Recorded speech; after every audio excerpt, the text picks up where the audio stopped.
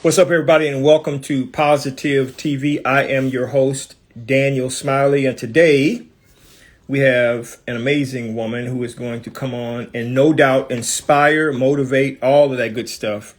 And I see that you joined Venus, so request to join the live, and I will get you on so that you and I can have an amazing conversation. Just a couple of things that's important for everybody to know. We have an amazing event that is coming up on August the 8th. It's Saturday, August the 8th.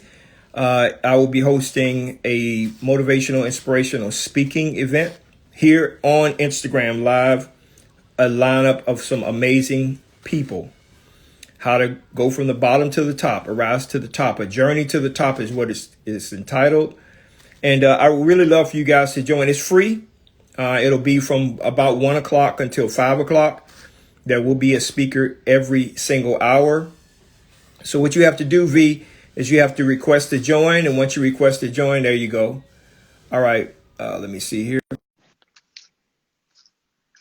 Wait for Venus to jump on. So, yeah. How are you doing, ma'am? Fine. How are you? Good. I'm just kind of getting a couple of housekeeping things out of the way, and then we are going to get right into speaking with you. So I'm excited about. I really am.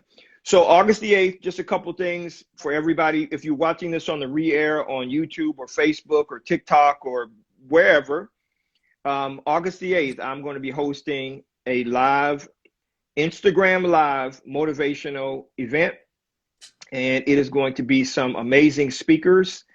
International speakers, coaches, business owners, entrepreneurs, the whole 9 yards. I might even, if Venus is available, I might even see if you can join us. So I'll have a conversation with you about that after this. But it's going to be awesome. It's called A Climb to the Top. We have one of the couples that's going to be on with us. Literally had everything, lost everything, and then they got it all back in a different way. You got to hear those stories with everything that's going on with COVID and all of the challenging things that are happening in people's lives. This will be an opportunity for you to be fed, to be filled, to be inspired and motivated by some amazing stories.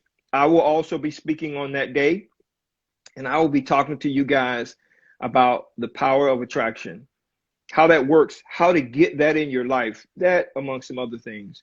So you should see some posts going out of that here shortly, little commercial clip that we're doing as well. But it is going to be an amazing time. August the 8th, it's going to be 1 p.m. Central Standard Time to 5 p.m. Central Standard Time.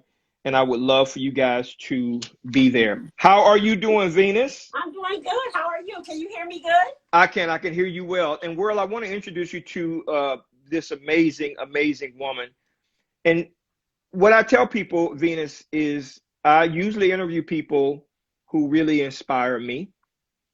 And I know that you and I, we've known each other for 1,000 years, but there are some people that are doing some amazing things in the world who are touching other people's lives, helping them to grow in the whole 9 yards. So today is about you. Okay. I want you to introduce yourself and don't hold back. Tell everybody what you do, what you're doing, how you do it, all of that good stuff. And then I'll get into some very, very good questions for you. So everybody, Dr. Venus Miller. Hello, everybody. Thank you. Wow. You know how long I've known you? I know, years, 100 years. Half of 100, at least 50. Yeah, that's exactly correct. At least 50, because I'm 54 years old, effective this week. So. Yeah, and I'm a year ahead of you. I turned 55 in March. Wow, for real? Yes. That's crazy. So go ahead, tell everybody. I know you are a doctor. You are in the fitness. You are at a university. You got a whole bunch of stuff going on in your life. So tell everybody what you do, what you're all about in the whole 9 yards.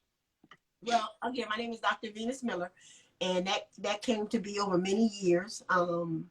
My passion really is people and helping people get back to where they were. And because I had such a difficult journey in my life at first, it just started off with me being angry and bitter, and I'm just going to be mad. But you Right. know, as I began to mature and get a little older, I knew there was purpose in my life, and it's about getting back to purpose. So at first, I became a nurse. I was a nurse, probably about 5 years before I got my first master's degree. My first master's degree, I got my undergraduate degree is from Barry University. So I got my first nursing degree. That was a tough road. Took about 2 fails out of college before I got there. Wow. I went and got my master's degree. My first one is from the University of Miami. I got that back in 1999. My degree from nursing is from 1990. I've been a nurse now 30 plus years because my son will be 30. I have a 30, a 28, and a 26-year-old. Those are my children. And wait, and when you guys see this woman, you're gonna be like, "What? You got what?" Absolutely amazing. Go ahead. I'm sorry, Brenda. So keep going. Okay.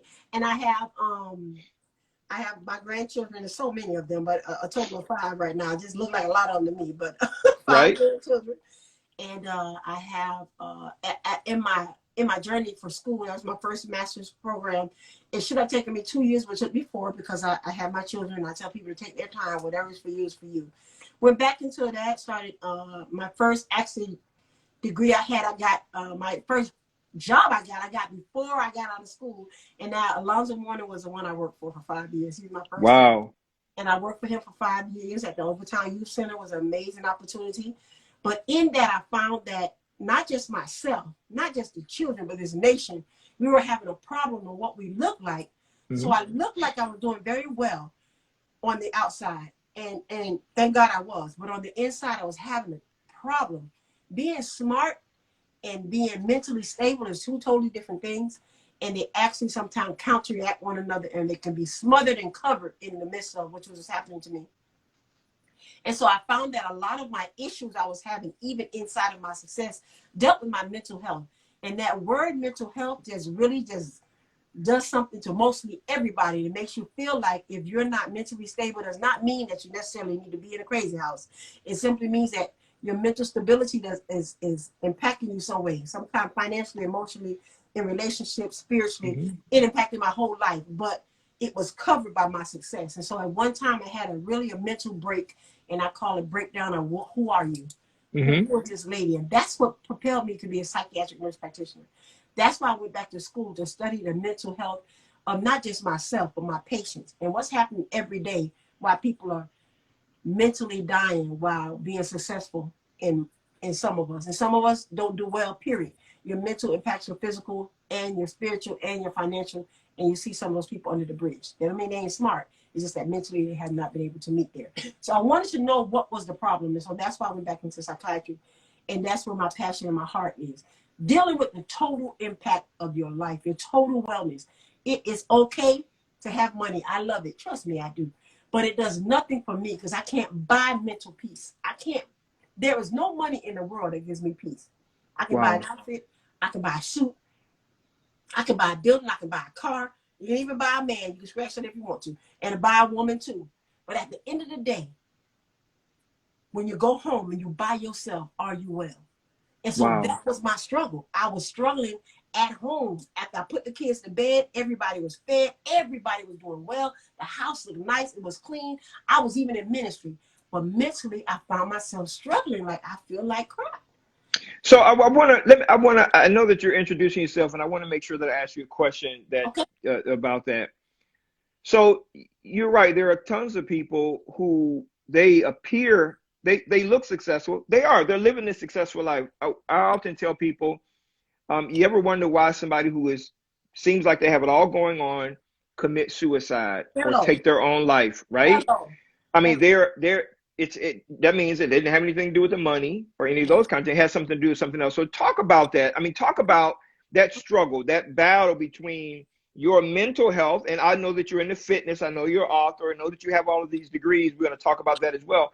But what was this struggle, this inner battle that you were dealing with? And where do you think it started or how it became what it was? Let's talk about that. Awesome. That's an awesome question. And people often ask me that. And if you look at me, you probably won't know.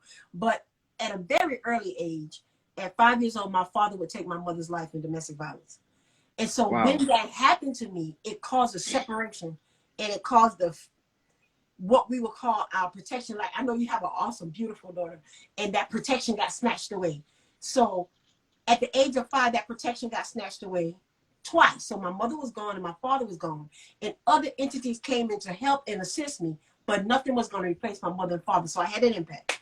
And so even though people were in my life and you met my aunt, my cousins, you kind of know all of us, they did a good job of doing what they needed to do. But I still, as a little girl, took the impact. And even though people loved me, I still felt that impact.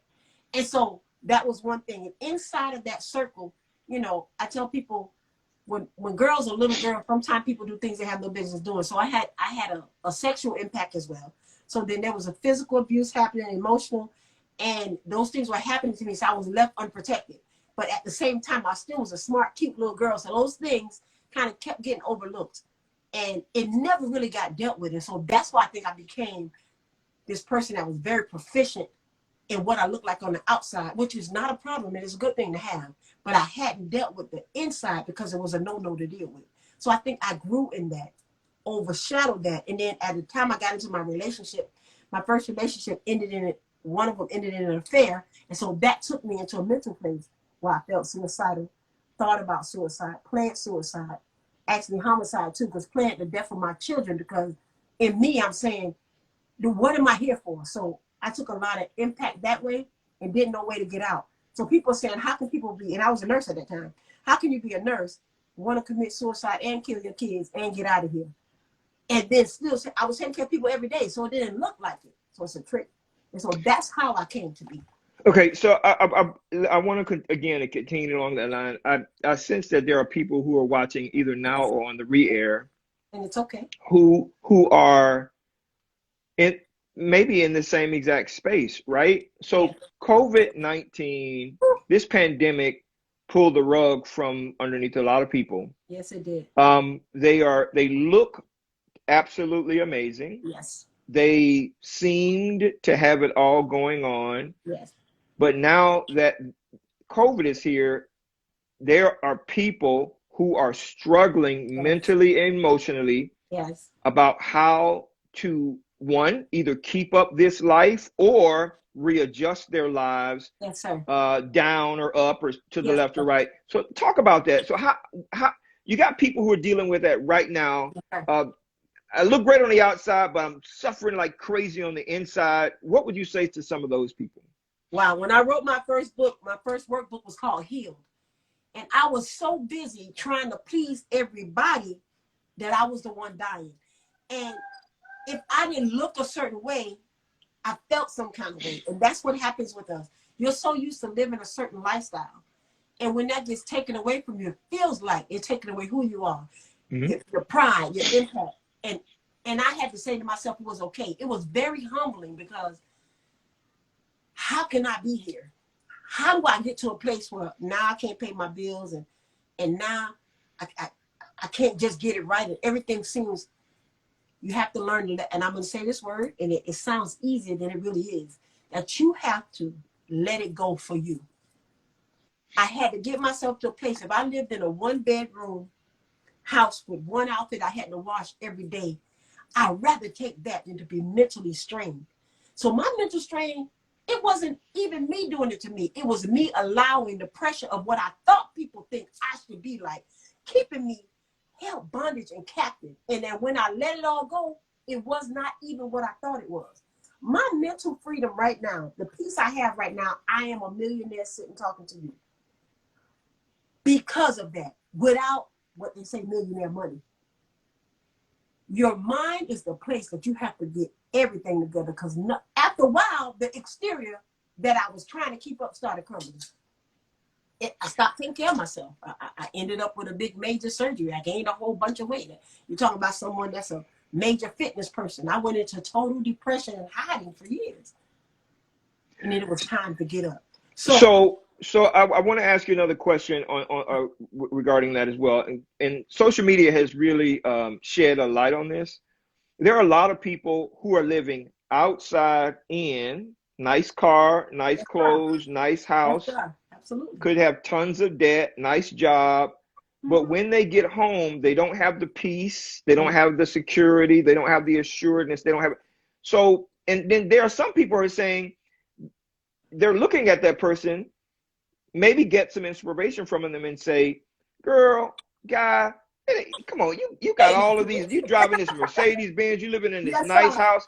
You Yeah. can't have mental health issues. Talk about that. There are people who are looking at these other people. Is mental illness, if you will, is it a real thing? And how do people kind of who are looking at others deal with it? Or how do people who have these mental issues explain to their friends or family members, hey man, this is what's going on with me? How can they safely and securely explain that so they can get the help that they need? What an amazing question, because I'm just recently coming out of that depression, maybe 4 or 5 years ago. And coming out of that, I was still working. Like I'm talking to you, I was empowering, impacting, and sometimes even laying my hands on many people. But there was a part of my life I hadn't dealt with, which was called depression.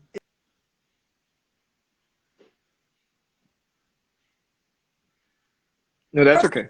The word depression is like this bad word. It's like, and in our culture, if you don't mind me saying culture, our culture is a few things that they say to us when we little. And I'll probably get some applause in a minute. What happens in the house stays in the house. You're too smart to be depressed. Give it to God. He'll work it out. And I believe in all of them, myself to a degree. But I talked to God. I prayed with God. I still have this situation. I tell some of my patients, for me now, as a saved, delivered, set-free woman, it took God and the counselor. At one point, it took God and the depression medication for a season. I am not you and you are not me. If you need the medication, take it. If you need the counseling, take it. If you need to put your hands up and surrender, take it. You have to decide what works for you. Stop trying to decide what works for everybody else. That's where most of my depression was coming from. Trying to figure out if somebody's going to like me. I'm going to say depression, they're not going to invite me no more. No. What is important is your total health, because you are not good to nobody like that. At some point, I had a break.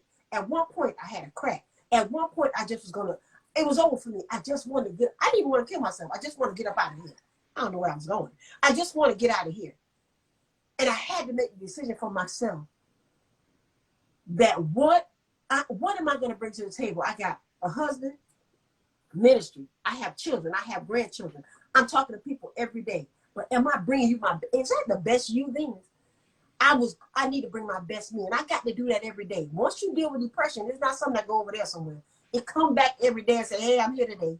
You have to make a choice to say, hey, even if you are here, I'm going to speak life to myself. Your words, they have power. And this is what I'm saying. You took some time for me. For some people, take a year. For some people, take 2 years. Some people take 5 years. And some people, they deal with it every day of their life. But whatever it is, the name of my company is called Time to Talk for Real about you. Because it's time for you to talk to you. Are you depressed? Are you anxious? Are you feeling a certain kind of way? I went to a family member. He told me, you're too smart to be depressed. I was more depressed when I finished. Right. And I want to ask you another question to spin off of that as well, because there may be someone again who's watching right now and they're saying, I've never been depressed before. Yes. But they're starting to feel a little depressed. Maybe some tendency starting to happen. I've never had mental health issues before, but there's never been a COVID-19. I've not been mentally challenged in terms of mental health issues, but they are now maybe even going through a divorce or a breakup or what have you.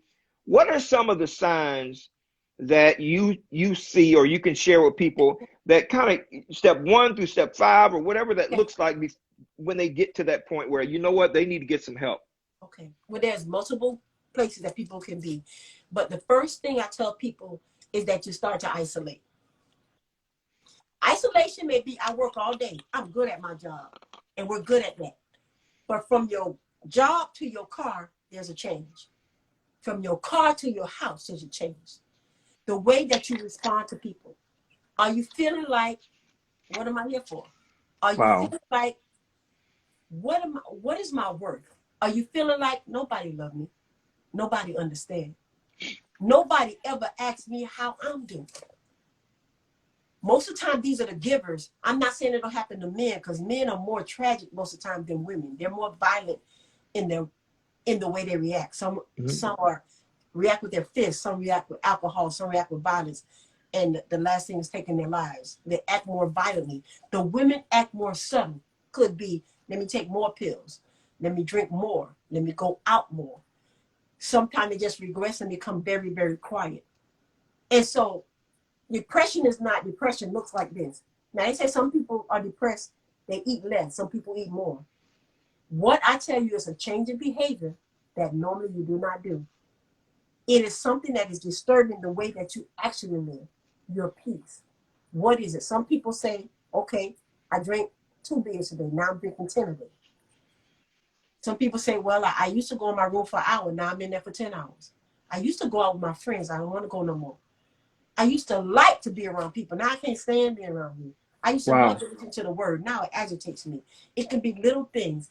It's really not a box, but there are things that have changed from the way that you normally are. You're not happy no more. Everybody laughing. You're like, why in the world is everybody so happy? What is so funny? And it ain't a good morning. Well, Dr. V, I'm gonna say this. You already know this. I love you so much. My I goodness love you gracious. too. Okay, so a person, some of these key indicators are coming up. They're isolating themselves. They're going to work every single day, but they hate the people interaction. When they get in their car, they kind of slump down in their seat. Yep. They go home. There's no peace there. So it sounds like outside of a person's normal routine, work and other things, they have lost their peace in these moments, and Yes. it's starting to happen more and more frequently. That's correct. Sleeping longer, not going out, not interacting with people, staying in bed, Yes. overeating, undereating. They've lost their peace. Yes. Yes. If a person has gotten to that point, or and many people during COVID, as I said before, yes. I feel these questions all the time on the social media platforms that I'm on. Yes. When they get to that point, what do you suggest that they do? Okay. First thing you should do, or you can do, I'm plugging up my phone, y'all, because it's going. Okay. They want to die. No, you good. You good. It's live. The first thing you do, I tell people, if you have someone that you really care about, talk to them. Now, that's a hard word for some people. Sometimes you have to write them, text them. I'm not doing good today, or I don't feel good today. And if you can't find that person, if you're on this live, you can't find nobody, even if you can't find somebody, still inbox me. I'll give you some more direction if you need to. I'm open for that, and I'm here for you for that. That is not a service that I charge for. Inbox me and say, Dr. Miller, something wrong. And I either will direct you or redirect you back to me or direct you to someone, or we'll figure out what it is and deal with that thing. You know what? I tell people, deal with the issue or it's going to deal with you. It could, like I just told you about some things that happened to me at 5 years old. I have people in my office that's coming to me at 70, 60 years old. They're starting to put drugs in their system. Why? Because they haven't dealt with the 5-year-old abuse, rape, molestation. My dad died. Somebody forgive me. Somebody called me stupid. It's as easy as a word. It don't even have to be violence. It don't have to be my situation. Just because that impacted me, somebody calling you stupid can impact the rest of your life. Wow. Don't say to somebody, oh, get over it. Don't tell anybody that, because their work, how you built and how I built is two different things. Things that make me cry, you be like, oh, girl, you're good. What I do is meet people where they are. If that word bother you, let's deal. If the color blue bother you, if whatever bothers you, deal with it. And don't let nobody tell you what you're dealing with is this little. Oh, I've been through that. You have not been through. I never tell nobody I've been through that, because I have been through nothing that nobody else been through, because I'm not you. So first thing is acknowledging the fact that I'm off a little bit. And then acknowledge the fact I want to help. I want to get some help. And don't time yourself. It may take me a week, may take you a year, may take somebody else 2 years. But work on you. Show up for you every day. Say, this is not a good day. And it's not a good day. Learn the tools to help your day get better. This is not a pity party, because I don't do those very well. So a person, they're starting to isolate themselves. They've lost their peace. And your advice is, listen, call, text, email, inbox, DM, somebody that you can talk to. Now, this person is feeling, oh my God, I have to reveal this to somebody else. So there's vulnerability there, right? So they're starting to feel vulnerable.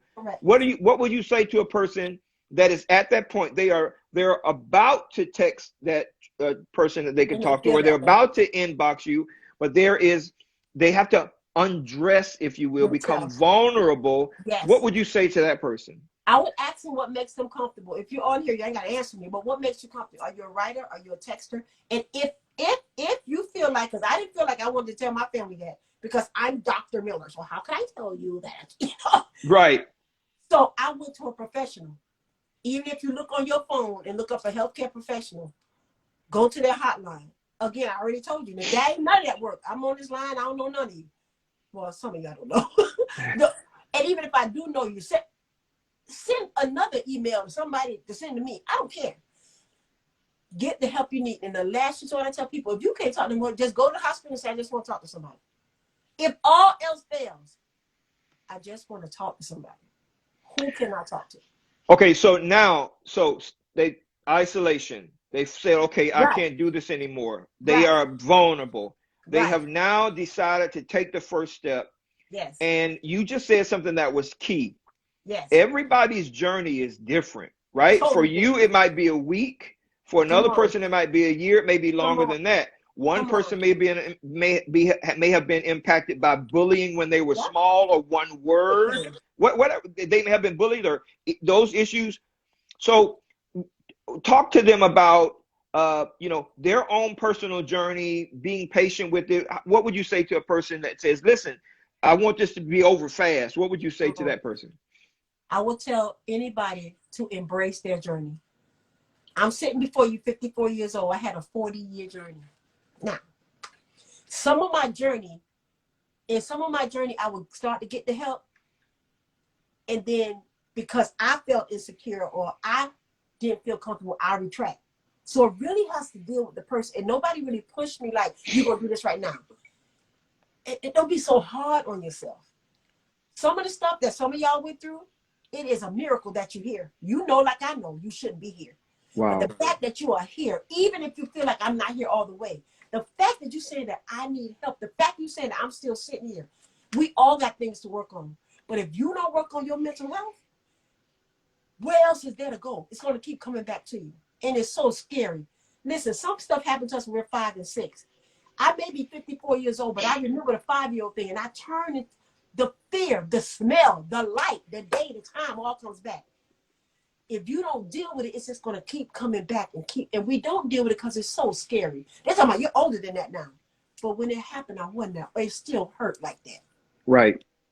So, okay, so doctor, so we've gotten to step 2. You're saying to a person, listen, take your time. With you. Yeah. Yes. Make sure you don't compare yourself to other people. Yes, this person may have gone through it in a short amount of time, but it might take you longer, or vice versa, right? Right. Now that they've gotten it out and they have a process that they're following, they are getting to a point where they are, I guess, about to be healed from it, right? Yes. So talk about that. Talk about they put a bandage over it. Now they've had it, they've had it taken care of. Talk about the healing process. Let's talk about healing. So when you get hurt, anybody, because you've been this old, you've been hurt for something, whether it's a word, a cut, or whatever. Yeah. What happens in the healing process? A lot of times that, first of all, when I come to you and say, hey, I need you to help me. I'm so vulnerable, open. I just been cut. I'm bleeding everywhere.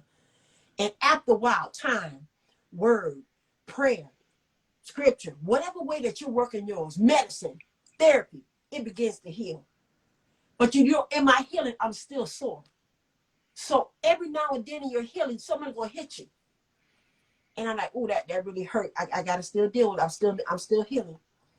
Every time you get hit, that is when there's a big decision. Am I gonna get hit and keep on bleeding? I'm gonna get hit and keep on healing. So the whole process is very uncomfortable. It's very uncomfortable to be that vulnerable, to be that hurt, still processing. And when I'm healing, what happens in my healing? When it finally gets to the top, what's on there? A hard scab, right? It's a hard scab on there. If you leave it alone, if you look at our skins from real little, I got a lot of them, I can still see the mark. But when I touch it, it don't hurt. Wow. I can still see the mark. I know I've been cut. I know I've been hit. I know I've been injured. But unless you come and open it back up, it's not going to hurt me. But it's a reminder. So I'm always going to be reminded. But if I allow the healing process to happen, it will heal to the top. And so you have to allow it. But if you don't allow the healing to totally happen, what happens to a wound that you let stay open? It gets infected. And then you Yes. start acting like me, like I was acting. I'm an infected woman. You're okay as long as you don't touch that spot. I won't go off on you and talk about your mama or try to kill your friend, whatever. I won't fight you. So I do this example for women. You meet a woman, I ain't picking on us, but I'm picking on us. You meet a woman, she's well, she's dressed well, she speaks well, everything's fine, everything's good in the dating series. You mess around, y'all get married and moving in, and about a year later, you touch somewhere you ain't never touched. Who are you, lady or man? So in a true healing, you are gonna see the scar. But in the true healing, when I touch you, all is gonna, somebody say, like you asked me now, what happened to you? I can share this memory with you, but the tears won't fall. I'll share the memory with you, but it's not hurting. Because I believe healing is for me to help somebody else heal. But in my process of healing, if I don't heal correctly, all I'm gonna do is infect you. Healing is so important that you take the time to heal. So I really appreciate you saying that, because that actually takes me to my next point. There was a person that I admire from a distance who said this: in order for someone to live, someone must first die. Obviously, he's a minister, he's a preacher, and he was speaking about Jesus. In order for someone to live, someone must first die. So in order for someone to be healed, somebody has to help them. So now that you've gone through the healing process, you are now helping others. And I know you do that through a book. You have a book that you have. So talk about that. How are you now, as a mental health professional, as a doctor, and I know you do fitness and everything else, but talk about what you have going on, the tools that you created, the help that you're providing to many, many women across the world. Okay, so the first tool was me, right? The first tool was me going through my process of healing, and I didn't know why I was doing that. I know now that I'm on a platform now. If you go to anywhere that I speak, I often share my stories with them, because I tell them where you are, you don't need to stay or be. Now, it's your choice. Yeah. But if you heal past this, you can get to the next level. So I believe that healing is a process to help others, and you can only do that again when you heal. But my healing is continuously, which means that at any point in time, boom, something can happen. I press back on what I've learned through my process. As I'm healing, I'm healed, but I continue to heal every day from something. And as I'm doing that, you spew that out onto others and teach them how to heal. You can't make them do it your way, but give them the tools. The biggest tool, and this is a big one, and I don't care what nobody tell me, this was my biggest one, was forgiving people. The offender. Wow. That was the thing that kept me the longest. Every time I seen him, I'd be like, oh, I remember what you did. And then once I remembered that, I remembered the pain. Once I remember the pain, I infected my wound. Once I infected my wound, I bled all over you, my infection. And I wasn't going to forgive you, you can forgive it. Because I thought that was power, until somebody who was healed from that taught me that you ain't holding nobody up but yourself and not forgiving them. So as I continue my journey, there were people ahead of me on their journey helping me to heal so I can keep going. So keep going. I love that. So a couple things. So we have about 8 minutes left. Okay. And I want a couple things I want to Okay. make sure to do. One, I want to use this time right now and then at the end of this show to tell people how can they get in contact with you. And then I want to talk about your book. I want to talk about the fitness that you're doing. And I know that you're using fitness as a front to help people heal. I know that as well, kind of, sort of. Right. So let's talk about your book. Let's talk about how people can get in contact with you, where you are on social media, email, however they can get in contact with you. The best way to get in contact with me is just Venus Miller and inbox me. I take it that way. I don't like to send them everywhere. My book, Healed, is a part of the process that I went through to get here. My next book is called Healed to Heal, which is what I'm doing right now. But Healed is my life story, how I got here, and why I don't want you to go there. That's what that's about. That's on Amazon. It's just called Healed. Anything you need from me, just go to Venus Miller, period, and you'll catch anything you need there. Okay, so let's talk about the fitness. I know that there are some people who may be in a position where they're trying to get back. Talk about that. How are you helping ladies with respect to that as well? Yes, I told the ladies I had a surgery, if you look back, 5 years ago, but that was from unforgiveness. I was holding on to so much stuff. It was in my stomach. We'll talk about that another time. But I ended up with a major surgery, and as an older woman with a major surgery, I just started gaining the weight. And then when I got into the heat challenge is when I fighting in my mind, said it's time to come back. But I was coming back as an older woman, as a seasoned woman, letting women know to forgive, to live, to be at peace, to embrace you, to love on you, to be a better you. So this whole thing, faith, fitness, and fashion is all wrapped up in my life story. And my purpose is to let you know that you can be healed in your heart, in your mind, and in your body. And all three of them go together and make you. Okay, Peaches asked where can they find the book, and I know that you said that the title of the book is called Healed. It's called Healed, and Peaches, it's on Amazon, but inbox me, I'll send you directly to it. Wow, that's good. So we want to make sure we're taking care of that. So I know that you do exercising each morning. Is there a group that people can join so they can kind of? You know, you're so funny. I just started a group. And I'll post it after this. It's called what is it called, Jesus? It's called Inspirational Spin and Inspirational Mini Step. I'm gonna be doing it on Zoom. And then if you want to do it with me, this is our first time we starting on Tuesday. We do inspiration, only inspirational music, inspirational topics, and putting positive energy into people so we can get this thing done. That's good. And so what I love about you is you're not just on the bike spinning, you're inspiring, you're motivating. You are a 54-year-old woman that's doing it. You came back. There's a lot of things that you're doing. So it's not like going to your local gym and you just have somebody that's it really feels more like it's one-on-one and you're helping a ton of people to do that. Absolutely. So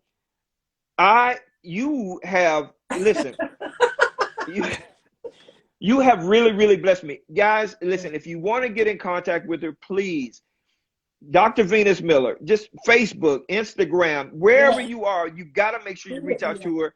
If you're having an issue right now where you're feeling like I've lost my peace, I am feeling isolated, send her a message. Please, I'm begging you, please send her a message because she has lived it and she is now living to help others heal and help others get to the next level in their life. So I appreciate that. So I'm going to give you the last word in this last three minutes. Okay. Just look right into your camera and just share from your heart what you want to share. Well, my biggest thing for me is that I want us to live. I want us to know that whatever happened in your past, it is over and you can't do anything about it. Don't live one more day in torment in your mind, in your heart. Forgive and live. Deal with it, move on. But the thing that I want you all to do is take charge right here. Because if you got it in your mind, it's going to come out your mouth. It's going to be in your heart. It's going to show in your body. It's going to show in everything you do. So be who you are. Be you. You strong. Be safe. I love that. The word of God says, as a man thinks in his heart, so is he. Yes. Out of the abundance of the heart, the mouth speaks. And I want people to know who looking at this. Yeah, I'm a man of God. I know the word of God too. So just so y'all, I know y'all hear me cussing now every now, but I know it. So I appreciate you. I really do. And I really, I am going to look for a message. We're going to have you back again because I think this is the topic during a very challenging time that people need to hear and they need to embrace and begin to get the tools necessary for their own lives so that they don't end up at 80 trying to deal with something that happened when they were 4 or 5 or 6 or 7 years old. They don't need to be 75 still living with unforgiveness for something that happened to them when they were 20. We can become empowered by our pain so that we can empower others to live a better life as well. And as we give our pain, the healing to other people, then those people can be healed as well. So guys, look for another conversation with Dr. Venus Miller.